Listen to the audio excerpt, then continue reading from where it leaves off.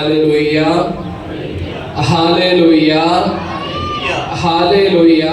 Hallelujah. प्रभु की स्तुति हो, प्रभु की स्तुति हो, प्रभु की आराधना हो। प्रभु की आराधना हो। Hallelujah, hallelujah, hallelujah. हालेलुया। प्रभु यीशु मसीह में मेरे प्यारे माता पिताओं, भाई बहनों एवं मेरे प्यारे बच्चों, आज से हम पुनरुत्थान काल के 5वें सप्ताह में प्रवेश कर रहे हैं। और आज के इस समाचार में हमने पढ़ के सुना है कि हमें ना त्यागने वाला, हमें ना छोड़ने वाला, हमें प्यार करने वाला, हमें संरक्षण देने वाला प्रभु यीशु मसीह अपनी मृत्यु के बाद अपने शिष्यों के सामने तिबेरियस नदी किनारे प्रत्यक्ष होते हैं, यानी उन्हें दिखाई देते हैं। यानी हमें कभी ना छोड़ने वाला, कभी हमको ना त्यागने वाला, हमें प्यार करने वाला हमारे प्रभु यीशु मसीह उनके मृत्यु के बाद अपने शिष्यों के सामने प्रकट होते हैं, यानी दिखाई देते हैं। और हमको मालूम है कौन सी अवस्था में प्रभु उनको दिखाई दिया, कौन सी अवस्था में उनको प्रभु दिखाई दिया, क्योंकि हमको मालूम है प्रभु यीशु मसीह के मृत्यु के बाद शिष्यों के नेता कौन था? शिष्यों का नेता, शिष्यों का नेता कौन है? शिष्यों का नेता कौन है? पेट्रोस। यानी शिष्यों का नेता लीडर पेट्रोस ने क्या बोला? मैं मछली मारने जा रहा हूं। तो ये सुनकर बाकी शिष्य लोगों ने क्या बोला? बाकी शिष्यों ने क्या बोला? हम भी आ रहे आपके साथ मछली पकड़ने के लिए, मछलियां पकड़ने के लिए हम भी आपके साथ आ रहे हैं। यानी सब मिलकर अपना जाल सब लेकर कहां गया? तिबेरियस नदी में गया। काय के लिए? मछली पकड़ने के लिए गया। वहां जाकर पूरा रात भर उन्होंने कोशिश किया, मेहनत किया, लेकिन उनको कुछ भी नहीं मिला। यानी उनकी निस्सहाय अवस्था में, जब उनके पास कुछ भी नहीं था, उनके निस्सहाय अवस्था में प्रभु उनके सामने प्रत्यक्ष होते हैं। यानी हम प्रभु को छोड़ के जाने से भी, हम प्रभु को त्यागने से भी प्रभु हमको कभी भी छोड़ने वाला नहीं है। यानी बोलने का तात्पर्य इतना ही है, कभी कभी हम अपनी जिंदगी में ईश्वर को त्यागते हैं, ईश्वर को छोड़ देते हैं और अपने रास्ते पर चले जाते हैं, लेकिन प्रभु कभी भी हमको छोड़ने वाला नहीं है। जैसे शिष्यों के निस्सहाय अवस्था में प्रभु उनके सामने दिखाई दिया, उसी प्रकार हमारे पराजय के समय, हम गिरते समय प्रभु हमारे पास आकर खड़े हो जाते हैं, हमें मदद करने के लिए, हमको साथ देने के लिए, हमारा मार्गदर्शन करने के लिए। हमारे पाप की अवस्था में, हमारे निस्सहाय अवस्था में जब हम गिर जाते हैं, पराजित हो जाते हैं, तब प्रभु हमारे सामने प्रत्यक्ष होते हैं और हमें दिखाई देते हैं और हमें साथ देते हैं। और प्रभु उनको, उनके सामने प्रत्यक्ष होने के बाद में उनको क्या पूछा? शिष्यों को क्या पूछा? क्या पूछा शिष्यों को? बच्चों, तुमको कुछ मिला है या नहीं? यानी प्रभु उनके सामने दिखाई दिया, प्रत्यक्ष हुआ और उनको पूछते हैं, बच्चों तुम्हें कुछ मिला है या नहीं? यानी हमको याद रखना चाहिए, प्रभु के साथ 3 साल रहने के बावजूद भी प्रभु के दुख के समय, दर्द के समय, दुख भोग के समय, मृत्यु के समय प्रभु को छोड़कर चले गए शिष्यों के सामने प्रभु दिखाई देते हैं और उनसे पूछते हैं प्यार से, बच्चों तुमको कुछ मिला है या नहीं? हमें तो करते हैं क्या? यानी उनके दर्द के समय, मृत्यु के समय, दुख भोग के समय उनको छोड़कर चले गए। 3 साल उनके साथ रहा, लेकिन जब दुख आया, पीड़ा सहन का समय आया, मृत्यु के समय आया, प्रभु को छोड़कर चले गए शिष्यों के पास जाकर प्रभु पूछते हैं, क्या तुमको कुछ मिला है? वो भी प्यार से पूछा, बच्चों तुमको कुछ मिला है या नहीं? यानी प्रभु का जो हृदय है, जो मनोभाव है, हमको भी अपनाना चाहिए। आज मैं और आप, हमको यही सोचना चाहिए कि क्या मुझे छोड़ दिए, नहीं मैं प्यार करने के बावजूद भी मुझे छोड़कर चले गए लोगों को क्या मैं प्रभु के जैसे सांत्वना दे सकते हैं, दिलासा दे सकते हैं? नहीं तो हमारे चुगली बोलने वाले लोगों को, हमारे पीछे बोलने वाले लोगों को, हमारे ऊपर दोष लगाने वाले लोगों को, आरोप लगाने वाले लोगों को प्रभु के जैसे मैं भी दिलासा का दो शब्द कर सकते हैं या नहीं, यानी सांत्वना का दो शब्द मैं उनको कर सकते हैं कि नहीं। जब उनके जिंदगी में दुख होता है, दर्द होता है, परेशानी होता है, उस समय प्रभु के जैसे उनके पास जाकर क्या मैं भी ऐसे पूछ सकते हैं कि तुमको कुछ जरूरत है या नहीं। नहीं तो प्रभु के जैसे क्या हम उनको दिलासा का दो शब्द कर सकते हैं, उनको सांत्वना दे सकते हैं। अगर नहीं तो प्रभु के जो हृदय है, प्रभु के जैसे हृदय अपनाने के लिए हमको कोशिश करना जरूरी है। और हमको मालूम है जब प्रभु उनके पास जाकर उनसे बोला बच्चों तुमको कुछ मिला है या नहीं, शिष्य ने क्या उत्तर दिया? हमको कुछ नहीं मिला। प्रभु ने क्या बोला? प्रभु ने क्या बोला? और एक बार जाली डाल दो। इसका मतलब ये नहीं है कि शिष्यों को मच्छी पकड़ना नहीं आता था। जब प्रभु उनको बुलाने के पहले पेट्रोस कौन सा काम करते थे? वे सब अच्छे एक्सपर्ट मछुआरे थे। मच्छी पकड़ना उनको मालूम है, समुद्र के कौन से जगह पे जाली डालना है, कितना गहरा जाली डालना है, मच्छी कैसे पकड़ना है, सब जानकारी माहिती उनको था। फिर भी रात भर मेहनत करने के बावजूद भी उनको कुछ भी नहीं मिला। इसलिए जब प्रभु पूछा उनको तुमको कुछ मिला है या नहीं, शिष्यों ने उत्तर दिया हमको कुछ भी नहीं मिला। तो प्रभु उनको बोलते हैं और एक बार तुम जाली डाल दो। और उन्होंने हमारे जैसा उल्टा जवाब नहीं दिया। हमें तो हम क्या बोलेंगे? हम क्या बोलेंगे? रात भर हमने मेहनत किया, शाम से लेकर अभी सवेरे तक हमको कुछ भी नहीं मिला, और एक बार जाली डालने से क्या मिलने वाला है? और क्या हमको मछली पकड़ना नहीं आते? हम पहली बार समुद्र में आए कि नहीं? अरे हमारे जैसे उल्टा जवाब शिष्यों ने नहीं दिया, लेकिन प्रभु की शब्दों को सुनकर, प्रभु की आवाज को सुनकर, प्रभु ने जैसे बोला वैसे उन्होंने दोबारा जाली बिछाया। और हमको मालूम है जाली भर के मछलियां मिली। कितने मछलियां मिली? 153। मैंने पिछले संडे, मैंने 2-3 संडे पहले इसका मतलब को बताया था। 153 बोले तो क्या है? क्या है?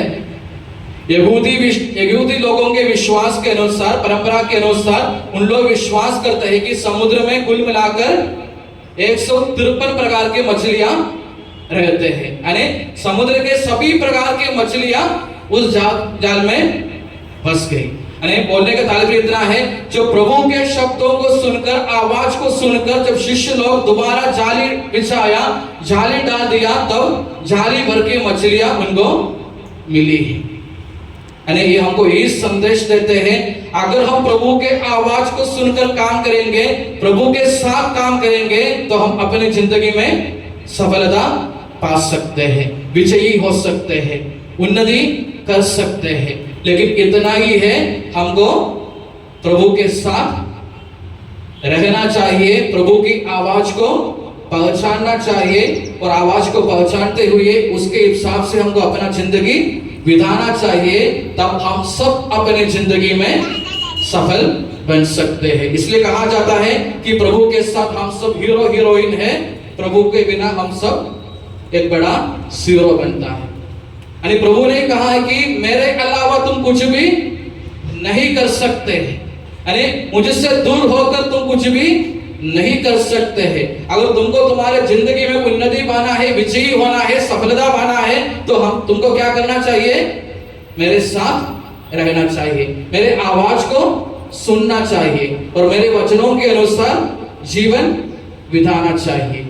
यानी जब शिष्यों ने यीशु के आवाज को पहचानते हुए, यीशु के आज्ञा के अनुसार, यीशु के वचनों के अनुसार दोबारा जब जाली डाला समुद्र में, जाली भर के मछलियां मिल गई। इसी प्रकार जब हम प्रभु के आवाज को सुनते हुए, प्रभु के वचनों के अनुसार अपनी जिंदगी बिताने के लिए तैयार हो जाते हैं, तो हमारे जिंदगी में प्रभु का आशीष मिल सकते हैं। नहीं तो हम भी अपने जिंदगी में बहुत सारे चमत्कार देख सकते हैं।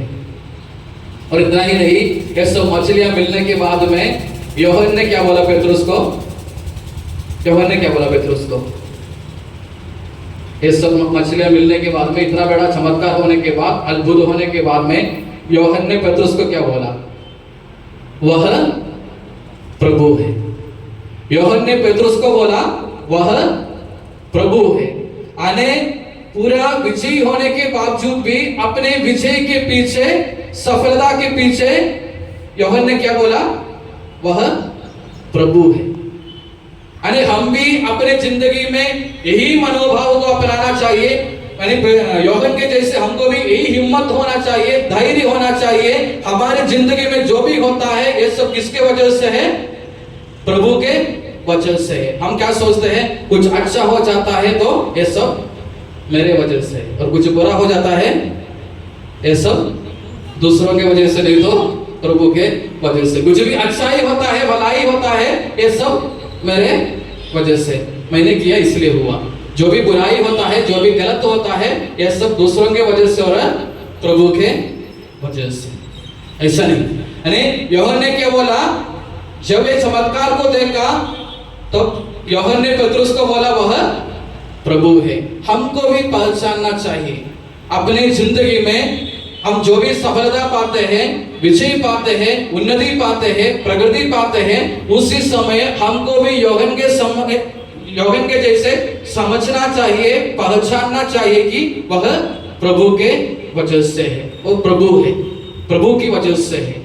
उनके जैसा ये सब बोलने का हिम्मत, धैर्य हम सब ख्रिस्ती लोगों को होना जरूरी है। नहीं तो हम दुख के समय हम अपने आंखें ऊपर उड़ाते हुए बोलेंगे, हे भगवान, ये सब मेरे जिंदगी में क्यों होते हैं?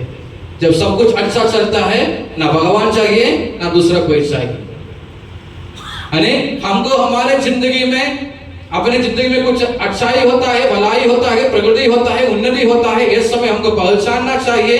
जो भी अपने जिंदगी में होता है, जो भी सफलता हम पाते हैं, ये सब प्रभु की वजह से है। और इतना ही नहीं, तो प्रभु को देखने के बाद में यूहन्ना को क्या मालूम हो गया? हम सब नंगे हैं। यानी यूहन्ना को मालूम हो गया कि हम नंगे हैं। तो उन्होंने क्या किया? क्या किए? कपड़ा पहनकर समुद्र पर कूद पड़ा। यानी बाइबल में नग्न, नहीं तो नग्नता बोलने से उसका मतलब क्या है? नंगापन का मतलब क्या है? पाप, अंधकार की अवस्था। जब यूहन्ना और पेट्रोस प्रभु को देखा तो उनको मालूम हो गया कि हम नंगे हैं। तो उनको क्या समझ में आया? हम पाप की अवस्था में हैं, हम गलत रास्ता पे चलते हैं। तो उन्होंने क्या किया? समुद्र पर कूद पड़ा। यानी प्रभु का सानिध्य हमको अपने जिंदगी को पहचानने का मदद करते हैं। अगर हम प्रभु के सामने बैठेंगे आराधना के समय, नहीं तो प्रार्थना के लिए अगर हम प्रभु के सामने बैठने के लिए तैयार हो जाते हैं, तो हमको अपने जिंदगी के बारे में पता चलता है हम क्या है, हमारे जिंदगी में क्या क्या चलते रहते हैं, हमारे हृदय में क्या सोच घूमते रहते हैं, ये सब हमको समझ में आता है। प्रभु का सानिध्य, प्रभु का उपस्थिति हमको अपने आप को समझने में सक्षम बनाता है। यानी हमको मदद करता है कि हम क्या है ये समझने के लिए प्रभु का उपस्थिति, प्रभु का सानिध्य हमें मदद करते हैं। इसलिए जब प्रभु को देखा, शिष्यों को समझ में आया कि हम नंगे हैं, नहीं नंगापन पाप की अवस्था में है, गलत रास्ता पे चलते हैं। तो हमको भी जब प्रभु के सानिध्य में रहते हुए, प्रभु की उपस्थिति में रहते हुए अपने मन को, अपने जिंदगी को जांच करके देखना चाहिए कि क्या हम सब नंगे या नहीं, क्या हम सब पाप की अवस्था में या नहीं, क्या हम सब गलती करते रहते हैं या नहीं। अगर है तो हमको सुधारना चाहिए, शिष्यों के जैसे और एक बार प्रभु के आवाज को सुनकर प्रभु के वचनों के अनुसार अपनी जिंदगी बिताने के लिए हमें तैयार होना चाहिए। तो आज के दिन, आज का समाचार हमें यही संदेश देते हैं कि सबसे पहले अगर हम प्रभु को छोड़ दिए तो भी, प्रभु को छोड़ के जाने से भी प्रभु हमें कभी भी छोड़ने वाला नहीं है। हमारा निस्सहाय अवस्था में, हमारे पाप की अवस्था में, पराजय की अवस्था में, गिरने की अवस्था में प्रभु हमारे साथ आकर हमारे सामने दिखाई देते हैं, प्रत्यक्ष होते हैं और हमें मदद करते हैं।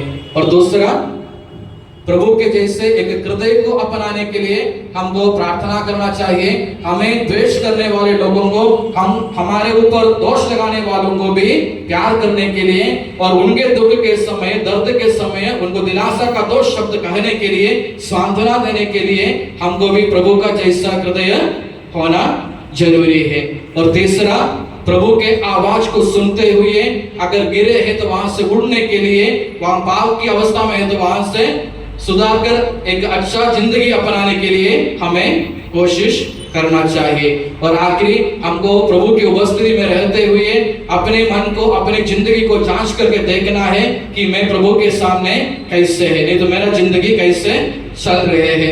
तो अपनी जिंदगी को जानने के बाद जो सुधारना है उसको सुधारते हुए तो हमको आगे बढ़ना है। इसी कृपा के लिए हम ईश्वर से कृपा मांगे। ईश्वर हम सबको आशीष दे, पिता, पुत्र और पवित्र आत्मा के नाम पर आमीन।